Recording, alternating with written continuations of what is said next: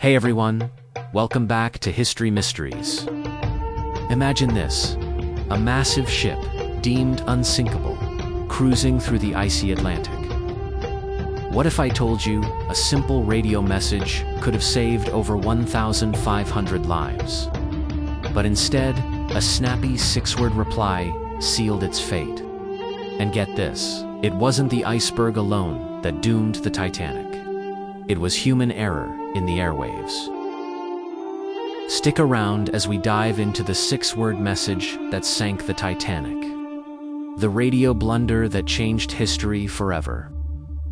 030, the setup. What went wrong? Picture April 14th, 1912. The RMS Titanic is steaming ahead at full speed. Her radio room buzzing. Wireless operators, Jack Phillips and Harold Bride, are swamped, not with warnings, but with passenger telegrams to Cape Race, Newfoundland.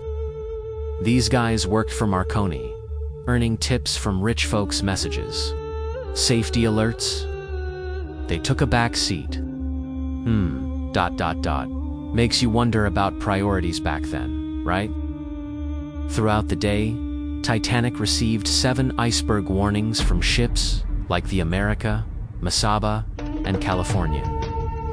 But many never reached the bridge properly. The Mesaba's detailed icefield report, buried under chit-chat. The Californian, just 10 to 20 miles away, radioed, "We are stopped and surrounded by ice." Irritated by the signal jamming his work, fired back those infamous 6 words, shut up, I'm busy." 1:15, the fatal 6 words, explained LOL, can you believe it? In Morse code, that's like slamming the phone down. The Californian's operator, Cyril Evans, shut off his set and went to bed. No more warnings. If he'd persisted, or if Phillips had listened, Captain Smith might have slowed down or altered course. Instead, at 11:40 p.m., lookout Frederick Fleet spotted the iceberg too late. Iceberg, right ahead. 1:45, bullet point facts, key radio failures. Let us break it down with some mind-blowing facts. Warning, overload. Titanic got ice alerts as early as noon. But operators prioritized passenger messages over safety due to company policies. No 24/7 watch. Unlike today, ships didn't require constant radio monitoring. Evans was the only operator on Californian and clocked out after the rebuke. Tech limitations. Early wireless was noisy and unreliable. Signals could interfere, leading to frustration like Phillips. Missed opportunities. The Californians saw Titanic's distress rockets later, but dismissed them as fireworks. Talk about a tragic misread.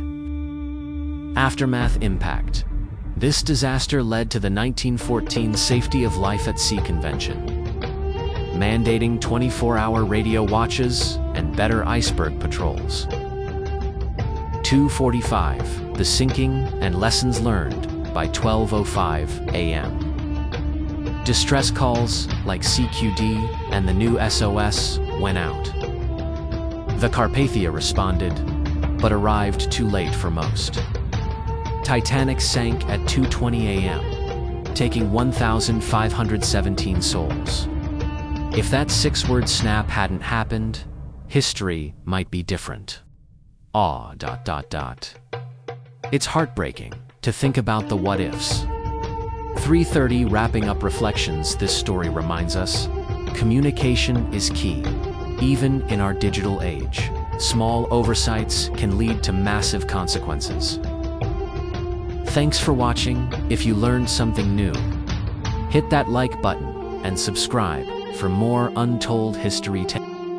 Drop a comment. What's your biggest what if about the Titanic? See you next time.